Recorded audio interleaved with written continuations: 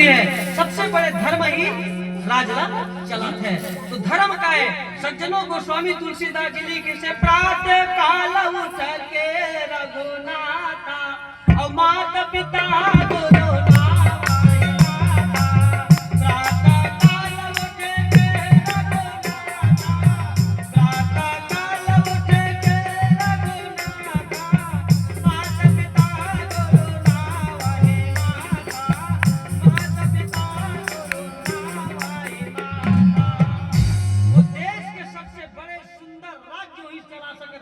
जना होत बिहंदा उठ के अपन माता पिता और गुरु के और बड़े के जन प्रणाम करे, वही राज पर तिलक ल ठीक ठाक से चला सकते हैं। और जे लड़का अपन दाई दादा के पानी पर सके वो घर सेवा सत्कार नहीं करे तो वो का देश न चलाई, वो राजपाट कभी नहीं चला सके। पहला।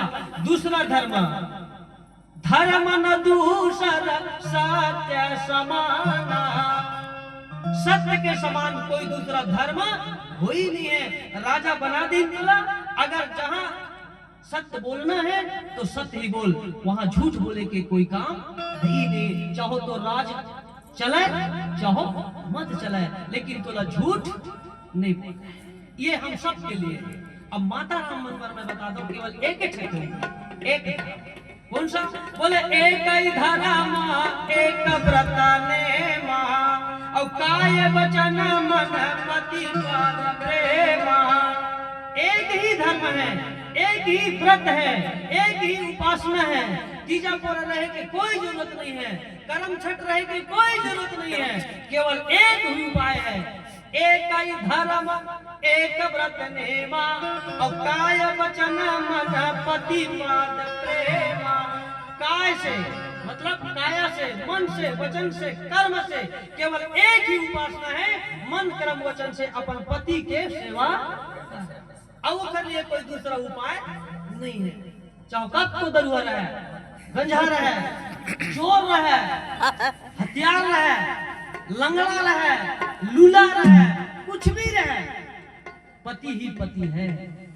चाहे दुआरी में बैठ के खासत क्यों न बैठ जाए, लेकिन पति के अलावा उनका पर कोई दूसरा भगवान हो ही नहीं सकता। इसलिए एक ही धर्म एक व्रत नेमा और काय वचन मन पति पद प्रेमा। पति के अलावा उनका पर कोई दूसरा नहीं सकता। सज्जनों, रामचरितमानस में लिखा है मंदोदरी अपन पति के कभी विरोध नहीं करी।